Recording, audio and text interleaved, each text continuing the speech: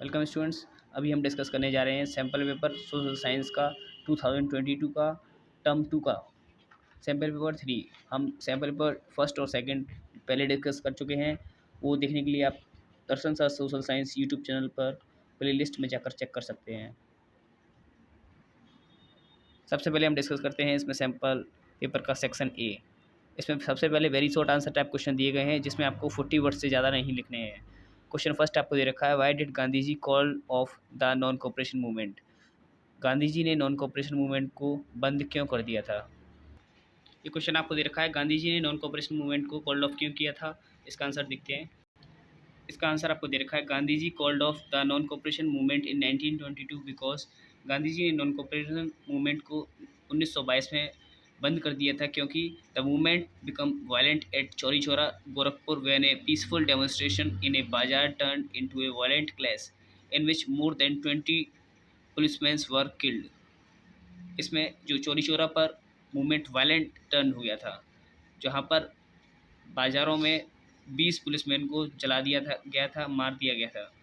और Gandhi ji felt that the satyagraha needed to be properly trained before they would be ready for mass struggle. Gandhi ji को लगने लगा था कि सत्याग्रह को प्रॉपरली ट्रेंड करना जरूरी है किसी भी बड़े मास स्ट्रगल मीन्स किसी भी एक बड़े आंदोलन को शुरुआत करने से पहले। अब इसमें क्वेश्चन 2 दे रखा है आपको, state any 2 reason ways which states that the world has been converted into a global village. आपको 2 रीजन्स बताने हैं जिससे वर्ल्ड को एक ग्लोबल विलेज में कन्वर्ट कर दिया जा सकता है। इसमें आंसर 2 दे रखा है आपको, the world has been converted into a global village with the help of efficient and last moving transport and communication facilities in the following ways. World को एक ग्लोबल विलेज में इस तरह से मास मतलब ट्रांसपोर्ट को इम्प्रूव करके और कम्युनिकेशन फैसिलिटीज़ को इम्प्रूव करके ग्लोबल विलेज बनाया जा सकता है। इसमें फर्स्ट पॉइंट दे रखा है, daily flights to different countries and improve technology to develop fast means of transportation has connected the countries. जो डेली फ्लाइट्स एक कंट्री से अदर कंट्रीज़ में जाती है, उससे हमारी अदर कंट्रीज़ के साथ ट्रांसपोर्टेशन फैसिलिटीज़ इम्प्रूव होती है, उसको हमें बढ़ाना चाहिए, डेवलप करना चाहिए और ज़्यादा। सेकंड पॉइंट में दे रखा है आपको, computer and internet facilities supported by satellite services have made the world a small village where in the information can be reached at almost instantly. Computer और सैटेलाइट इस फैसिलिटीज़ की हेल्प से इसने एक दुनिया को एक छोटे विलेज की में बना दिया है। इससे आसानी से किसी भी जगह किसी भी इंफॉर्मेशन को इंस्टेंटली कुछ ही पलों में भेजा जा सकता है। नेक्स्ट थर्ड क्वेश्चन आपको दे रखा है, what is meant by defection in democracy. Defection का क्या मीन होता है डेमोक्रेसी में। इसका आंसर आपको दे रखा है third, defection in democracy is a political phenomena. Defection democracy में एक पॉलिटिकल फेनोमेना होता है। It means moving a person from one party to another party for some personal benefit. इसमें एक पार्टी के मेंबर दूसरी पार्टी में चले जाते हैं अपने पर्सनल बेनिफिट के लिए। It happens when a legislature after having been elected from a particular party leaves it and joins another party. ये जब होता है, जब लेजिस्लेचर जो होता है वो इलेक्ट किया जाता है, वो उस पार्टी को छोड़ देता है और दूसरी पार्टी को ज्वाइन कर लेता है। नेक्स्ट क्वेश्चन फोर्थ आपको दे रखा है, how do manufacturing industries help the agriculture sector. जो मैन्युफैक्चरिंग इंडस्ट्रीज़ हैं वो एग्रीकल्चर सेक्टर को किस तरह से हेल्प करती हैं। इसका आंसर आपको दे रखा है, manufacturing industries not only help in modernising agriculture through technological advancement but it also forms the backbone of our economy. It further reduces heavy dependence of people on agricultural income by providing them jobs in tertiary and secondary sector. Manufacturing industries technology को भी advance करती हैं agriculture में। नई नई technology की help से agriculture को में काम करना बहुत आसान हो चुका है और ये बैकबोन होती है, हमारी रीढ़ की हड्डी होती है हमारी देश की इकोनॉमी के लिए। और ये जो डिपेंडेंस रहती थी पहले एग्रीकल्चर सेक्टर पर लोगों की, वो टर्सरी और सेकेंडरी सेक्टर में काम जॉब मिलने के बाद में कम होने लगी है। नेक्स्ट क्वेश्चन फिफ्थ आपको दे रखा है, read the given data below the answer following question that follows. इसमें आपको डाटा को रीड करना है और आंसर देना है। Graph 1 source of credit for rural house hold in India in 2003। ये आपको दे रखा है कितने कितने लोग किस तरह से होते हैं। लैंडलॉर्ड 1% होते हैं, 27% कोऑपरेटिव सोसाइटीज़ होती हैं, अदर बाकी के अदर्स होते हैं, कुछ फ्रेंड्स एंड रिलेटिव्स होते हैं, कुछ 3%, ट्रेडर्स होते हैं, 30% मनी लेंडर्स होते हैं। तो इसमें आपको क्वेश्चंस पूछा गया है। बेसिकली आपको बस इसको पढ़ना है और मेनली आपको क्वेश्चंस पर फोकस करना है। ये डाटा होपलेस करने के लिए दिया जाता है। मेनली आपको क्वेश्चंस पर फोकस करना है। From the given data identify the informal sources of credit. मतलब इसमें से आपको जो डाटा दिया गया है इसमें से आपको इनफॉर्मल सोर्सेज ऑफ क्रेडिट बताना है, जहाँ से लोग गाँव में, शहरों में लोगों से लोन लेते हैं, इनफॉर्मल सोर्सेज से लोन लेते हैं। इसका आंसर आपको फिफ्थ दे रखा है। The informal sector of credit consist of money lenders, traders, employers, landlords, relatives, friends etcetera which are not supervised by any organisation. जो इनफॉर्मल सोर्सेज होते हैं क्रेडिट उधार लेने के, वो मनी लेंडर्स जमींदार, ट्रेडर्स व्यापारी, एम्प्लॉयर्स मीन्स काम करने वाले लोग, लैंडलॉर्ड्स मीन्स जमींदार, रिलेटिव्स रिश्तेदार, फ्रेंड्स दोस्त, ये सभी लोग ऐसे लोग होते हैं जिनको कोई ऑर्गेनाइजेशन के द्वारा सुपरवाइज नहीं किया जाता है। नेक्स्ट क्वेश्चन आपसे पूछा गया है, what is the basic requirement of formal sources of credit to avail loan facility. Formal sources से लोन लेने की क्या बेसिक रिक्वायरमेंट होती है। ये फिफ्थ का सेकंड आंसर आपको दे रखा है। The basic requirement of formal sources of credit to avail loan facility requires extensive documentation and some property to be kept as a collateral or security against any default in payment. Means बहुत सारे documents की requirement होती है इन formal sources से loan लेने के लिए, और आपको कोलेट्रल मतलब सिक्योरिटी के लिए अपनी कोई भी प्रॉपर्टी गिरवी रखनी पड़ती है। अब हम डिस्कस करते हैं सेक्शन डी, जो कि 3 मार्क्स के क्वेश्चन आपको दे रखे हैं। Question number 6, what are the various ways in which MNC set up or control production in other countries. क्या वो रास्ते होते हैं, वेरियस वेज होते हैं जिससे एमएनसीज अपना प्रोडक्शन अदर कंट्रीज में सेटअप करती है।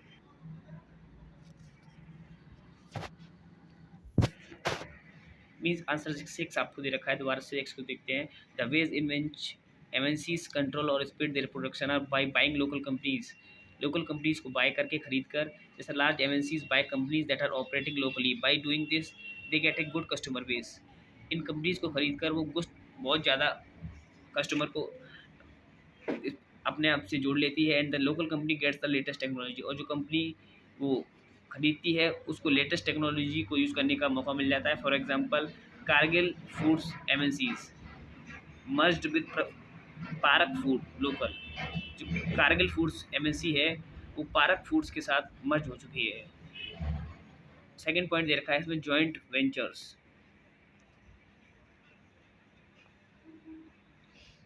MNC set up production units jointly with any company that may be operating in a country। MNC जो होती है वो अपना प्रोडक्शन को अदर कंपनीज के साथ जॉइंट करती है। Bye doing this MNCs not only increase their production but also get a vast market. इसके साथ साथ MNCs को अपना प्रोडक्शन इंक्रीज करने में हेल्प मिलती है, बाकी बाकी मार्केट्स भी उसको विजिट करने का मौका मिलता है अपना प्रोडक्शन को इंक्रीज करने के साथ साथ। For example Ford Motors setup an automobile plant in collaboration with Mahindra and Mahindra. जैसे फोर्ड मोटर ने अपना ऑटोमोबाइल प्लांट को ज्वाइंट कर लिया है महिंद्रा कंपनी से। नेक्स्ट थर्ड पॉइंट आपको दे रखा है, by placing orders with small producers. MNCs place order for their products with small producers in developing countries where the resources are cheap. Then the MNCs sell those products under their own brand, for example garments, footwear, jeans, footballs, etc. Means जहाँ country में जो चीज़ सस्ती मिलती है उस सस्ती cheap सामान को खरीद कर MNCs अपना टैग लगाकर अपना एडवर्टीजमेंट उस पर कर उस प्रोडक्ट को अदर कंट्रीज़ जहाँ पर वो महंगी बिक सकती है उन कंट्रीज़ में अपने उस सामान को बेच देती है और अपना प्रॉफिट अर्न करती है। नेक्स्ट क्वेश्चन और लगाकर आपको दे रखा है, how the bank support the economic development of the country. जो बैंक होती हैं वो economic development of the country को कैसे सपोर्ट करती हैं। इसका आंसर आपको दे रखा है, banks plays an important role in the economic development of the country in the following ways. Bank important role plays करती है कंट्रीज़ के डेवलपमेंट के लिए। ये कुछ दिए गए हैं पॉइंट्स आपको। Banks provide loans to the peoples by keeping only a small portion of their deposits as cash with themselves। Banks use the major portion of the deposit to give loans due to huge demand for loans in the economy. Banks make use of the deposits to meet the loan requirement of the people. Second point दे रखा है, a large number of transactions in our day-to-day activities involves credit in some form or other। Many industries are provided credit by the banks, which further helps in the economic development of the country. Third point आपको दे रखा है, banks accept the deposits and also pays an amount of interest on the deposits. In this way, people's money is safe with the banks and it earns an amount of interest. People also have the people also people also have the provision to withdraw money whenever they require, since the deposits in the bank can be withdrawn on demand, and these deposits are demand called demand deposits.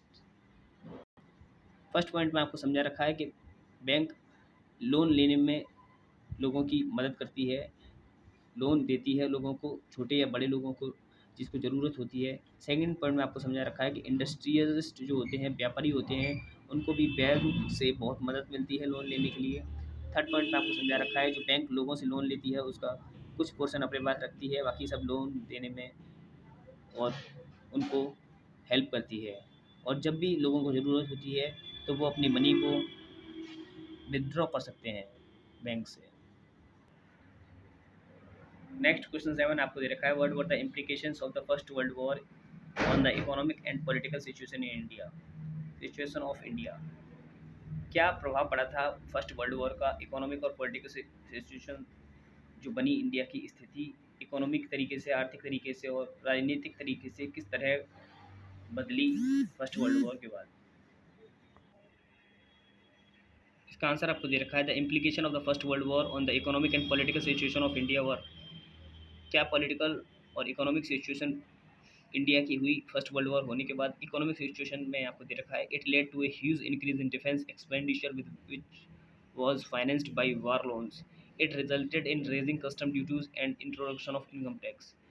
इसकी वजह से defence में जो खर्चे हुए और बार के लिए लोन लेना पड़ा था, लोन को चुकाने के लिए इनकम टैक्स को बढ़ा दिया गया था. लोगों का जो इनकम टैक्स टैक्स जो था उसको बढ़ा दिया गया था. Second point, increase prices of essential commodities led to extreme hardship for the common people. इससे जो कॉमन पीपल था, जो साधारण लोग थे, उनकी मुसीबतें बढ़ गई थी. नेक्स्ट पॉलिटिकल सिचुएशन आपको दे रखी है जो हो गई थी फर्स्ट वर्ल्ड वॉर होने के बाद. First point, forced recruitment of villagers into armies caused widespread anger among them. Second point दे रखा है, there was an acute food shortage due to failure of crops and influenza epidemics which resulted in the death of the millions of the people. First point में जो लोग गांव के लोग थे और आर्मी में उनका बहुत ज़्यादा लॉस हुआ था, कुछ लोगों ने अपने परिवार को खो दिया था. और सेकंड पॉइंट में फूड की शॉर्टेज हो गई थी क्योंकि उस साल फसल ख़राब हो गई थी, क्योंकि लाखों लोग उस फर्स्ट वर्ल्ड वॉर में मारे गए थे. उसकी वजह से इन्फ्लुएंजा बीमारी महामारी फैल गई थी. नेक्स्ट क्वेश्चन आपको दे रखा है, question number 8, some people think that democracy produces a less effective government. Analyse this statement. कुछ लोग सोचते हैं कि डेमोक्रेसी लेस इफेक्टिव गवर्नमेंट बनाती है. इस स्टेटमेंट को आपको समझाना है. क्वेश्चन नंबर 8 का आंसर आपको दे रखा है, some people think that democracy produce a less effective government because. इसमें फर्स्ट पॉइंट दे रखा है, democracies often frustrate the needs of the people and often ignore the demands of the majority of the population. जो democracy होती है वो लोगों की ज़रूरतों को फ्रस्ट्रेट बनाती है और कुछ ज़्यादातर लोगों की डिमांड उसमें इग्नोर कर दी जाती है. सेकंड पॉइंट दे रखा है, most democracies fall short of elections that provide a fair chance to everyone and are subjecting every decision to public debate.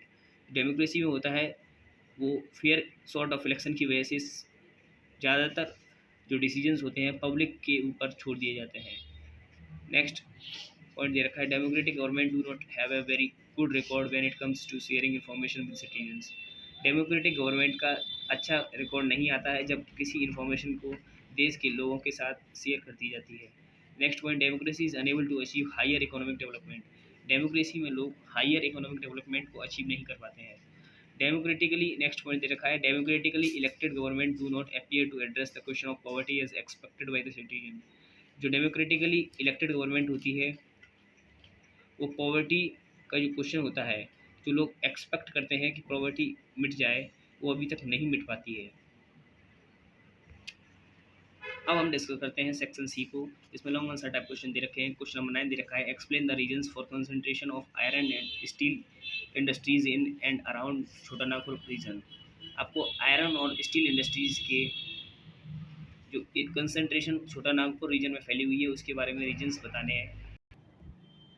Question number 9 आपको दे रखा है, the regions factor responsible for the concentration of iron and steel industries in and around the छोटा Nagpur plateau region are। जो reason responsible हैं छोटा Nagpur plateau के आसपास आयरन और स्टील इंडस्ट्री के सेटअप के लिए, वो फर्स्ट है low cost of iron. One और iron mines are located in the nearby areas, it helps to reduce the transportation cost of iron ore to the industries।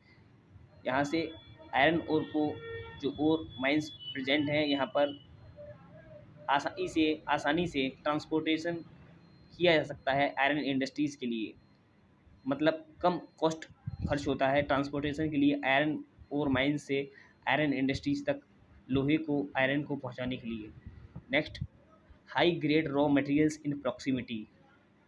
यहाँ पर बहुत ज़्यादा high grade raw material means कच्चे माल मिल जाते हैं जो कि आयरन को प्योरीफाई करने में यूज़ होते हैं और स्टील को बनाने में यूज होते हैं। जैसे बल्कि raw materials like coking coal, limestone are also available in proximity. ये सब भारी मात्रा में यहाँ पर पाए जाते हैं इस रीजन में। नेक्स्ट पॉइंट आपको दे रखा है अवेलेबिलिटी ऑफ चीप लेबर। आसानी से इन एरियाज़ में सस्ती लेबर मिल जाती है from the adjoining areas of Bihar, Jharkhand and Orissa. Cheap labour is available in abundance. इन एरियाज से चीप लेबर आसानी से भारी मात्रा में मिल जाती है। Next point, dense transport network. This region is well connected with roadways and railways with the help in the swift movement of raw materials and finished goods to the industry and market areas respectively। यहाँ से माल तैयार होने के बाद आसानी से other areas में पहुँचाया जा सकता है बेटर रोडवेज और रेलवे फैसिलिटीज़ की वजह से। नेक्स्ट पॉइंट आपको दे रखा है port facilities. Kolkata is a well developed port that is near to this area. यहाँ से पोर्ट जो पानी के जहाज़ से भी सामान को एक जगह से दूसरी जगह पहुँचाया जा सकता है क्योंकि यहाँ पर कोलकाता पोर्ट पास में ही स्थित है। नेक्स्ट और करके आपको क्वेश्चन पूछा गया है, answer the psychographic, analyse the psychographic and economic factors that have influenced the distribution pattern of railway network in India. आपको साइकोग्राफिक और इकोनॉमिक फैक्टर्स बताने हैं जो कि डिस्ट्रीब्यूशन को प्रभाव डालते हैं रेलवे नेटवर्क जो है इंडिया का उस पर। इसका आंसर आपको दे रखा है the psychographic and economic factors that influenced the distribution pattern of Indian railway network are. First आपको दे रखा है level land, high population density and rich agricultural resources provided development of railways in these plains. However large number of rivers required construction of bridges across their wide banks posed some obstacles. यहाँ पर high population होने की वजह से railway का development easily possible हो सका है, और लेकिन यहाँ पर कुछ रिवर्स की वजह से कंस्ट्रक्शन एक्टिविटीज़ में ब्रिज बनाने में थोड़ी प्रॉब्लम्स जरूर होती है। The railway tract are laid through low hills, gaps or funnels. The Himalaya mountainous regions are unfavorable for the construction of railways lines due to a lack of economic opportunity, sparse population and high relief। Next point, it was difficult to lay railway lines on the sandy plain of western Rajasthan, which has hindered the development of railways।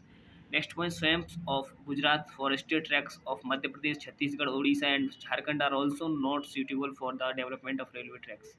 Means ये जगह Himalaya reason favourable नहीं है क्योंकि यहाँ पर hills पहाड़ियाँ इलाके होने की वजह से, और राजस्थान में भी वेस्टर्न राजस्थान जो है यहाँ पर रेलवे लाइन बनाना पॉसिबल नहीं है।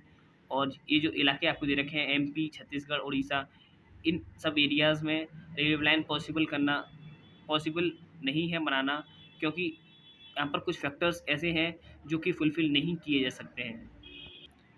नेक्स्ट क्वेश्चन 10 आपको दे रखा है, democracy stands much superior to any form of government in promoting dignity and freedom of the individual, justify the statement. जो डेमोक्रेसी है वो डिग्निटी और फ्रीडम को किसी भी इंडिविजुअल पर्सन की प्रमोट करती है, इस स्टेटमेंट को आपको जस्टिफाई करना है। इसका आंसर 10 आपको दे रखा है, a democratic form of government stands much superior to any other form of government in promoting dignity and freedom of the individual in the following ways. इन सब तरीक़ों से इसमें फर्स्ट पॉइंट आपको दे रखा है Often, conflict arises among individuals because some feels that they are not treated with equal respect in comparison to others. It is very common in democratic, non-democratic countries. However, in democratic countries, such conflicts are recognized and resolved at least in principle.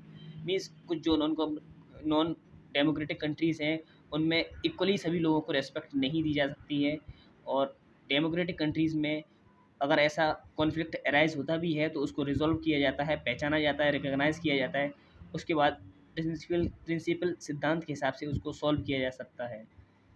Next point, most societies were historically male dominated. The status of women was not satisfactory after long struggles by women. Democracy throughout the world has recognised equal treatment and respect to women, at least in principle. Thus, in democracy, it becomes easier for women to wage struggle against what is now unacceptable legally and morally for them. Means जो undemocratic country होती है वहाँ पर equally women और main को rights नहीं होते हैं, मेल वहाँ पर डोमिनेट करता है। जबकि डेमोक्रेटिक कंट्री में जो वुमेन होती है इक्वली ट्रीट की जाती है।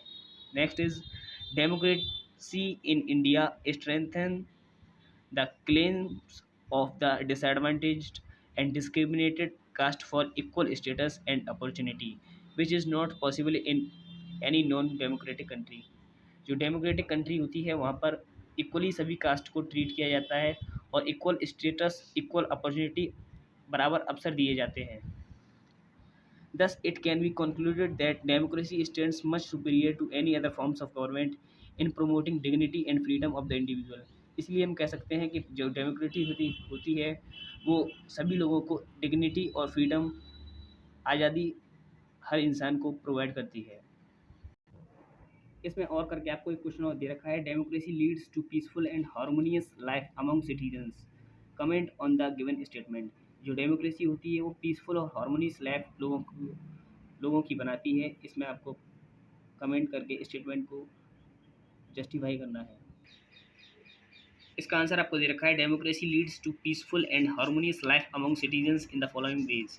It is expected from democracy that it should produce a harmonious social life. Countries like Belgium successfully negotiated differences among its ethnic populations. Democracy develops a procedure to conduct the competition which reduces the possibility of tension becoming violent.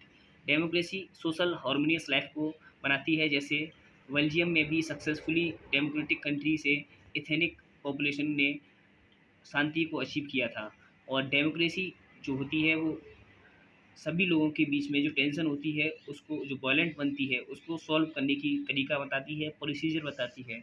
Next point दे रखा है आपको, democracy tries to handle social differences, divisions and conflicts. Non democratic regimes often neglect these problems and try to suppress internal social differences. जो democratic country होती है वहाँ पर social differences, मतभेद को सॉल्व किया जाता है, जबकि नॉन डेमोक्रेटिक कंट्री में ऐसा नहीं होता है। Democracy is not simply ruled by majority opinion. Majority and minority opinions are not permanent things. The majority needs to work with the minority, which is performed in democracy. जो democracy होती है वहाँ पर मेजोरिटी और minority को equal right नहीं दिए जाते हैं, जो नॉन डेमोक्रेटिक कंट्री में नहीं दिए जाते हैं इक्वल राइट्स। जबकि जो डेमोक्रेटिक कंट्री होती है वहाँ पे मेजोरिटी गवर्नमेंट के साथ साथ जो माइनॉरिटी लोग होते हैं, लोअर कास्ट लोग होते हैं, उनको भी इक्वल राइट दिए जाते हैं, और मेजोरिटी जो लोग होते हैं वो माइनॉरिटी पीपल्स के साथ परफॉर्म करते हैं डेमोक्रेसी में। Next point is, in democracy every citizen has the freedom in terms of religion, race और linguistic group etc. Here rule by the majority does not denote rule by the majority community. Democracy में सभी लोगों को अधिकार होता है कि वो अपनी भाषा को बोल सकते हैं, अपने रिलीजन को फॉलो कर सकते हैं, जबकि नॉन डेमोक्रेटिक कंट्री में ऐसा नहीं होता है। Next point is, in democracy every citizen has a chance of being in majority at some point of time. Nobody can be barred from being in the majority on the basis of birth in democracy. Democracy में सभी देश के लोगों को बराबर अधिकार दिए जाते हैं, और किसी भी इंसान को डेमोक्रेसी में ऐसा नहीं है कि बराबर अधिकार नहीं दिए जाए। अब हम डिस्कस करेंगे सेक्शन डी को, केस बेस्ड क्वेश्चन। इसमें क्वेश्चन 11 दे रखा है, read the given text and answer the following questions. Samlal tells us that every season he needs loan for cultivation on his 1.5 acres of land. Till a few years back, he would borrow money from the village money lender at an interest rate of 5% per month, 60% per annum. For the last few years, Samlal has been borrowing from an agricultural trader in the village at an interest rate of 3% per month. At the beginning of the cropping season, the trader supplies the farm inputs on credit, which is to be repaid when the crops are ready for harvest. Besides the interest charge on the loan, the traders also makes the farmer promise to sell the crops to him. This way, the traders can ensure that the money is repaid promptly. Also, since the crop prices are low after the harvest, the traders is able to make a profit from buying the crop at a low price from the farmers and then selling it later when the price has risen. We next meet Arun, who is supervising the work of one farm laborer. Arun has 7 acres of land. He is one of the few persons in Sonpur to receive a bank loan for cultivation. The interest rate on the loan is 8.5% per annum and can be repaid anytime in the next 3 years. Arun plans to repay the loan after harvest by selling a part of the crop. He then intends to store the rest of the potatoes in a cold storage and apply for a fresh loan from the bank against the cold storage receipt. The bank offers this facility to farmers who have taken crop loan from them. Question दे रखा है आपको, when Shyamlal was borrowing from a local agricultural trader, he paid a lesser interest rate. Why? Means जब श्यामलाल जो है वो local agriculture trader से loan लेता है तो उसको लेसर इंटरेस्ट रेट क्यों देना पड़ता है? इसका आंसर आपको दे रखा है, when Shyamlal was borrowing from a local agriculture trader in the village he paid a lesser interest rate because a part of credit was to be paid in kind and other in cash. क्योंकि वो किसी भी तरह से अपना loan को चुका सकता है, जैसे वो पैसों के बदले में अपनी फसल भी दे सकता है उसको, और कुछ हिस्सा अपना फसल देके और कुछ हिस्सा अपना कैश देके भी चुका सकता है। इसमें सेकंड क्वेश्चन आपसे पूछा गया है, in the above case source which is the most favourable terms of credit loan borrowed by Arun for land cultivation. इसमें जो अरुण ने लोन लिया कल्टीवेशन के लिए वो क्या फॉर फेवरेबल था? इसका आंसर आपको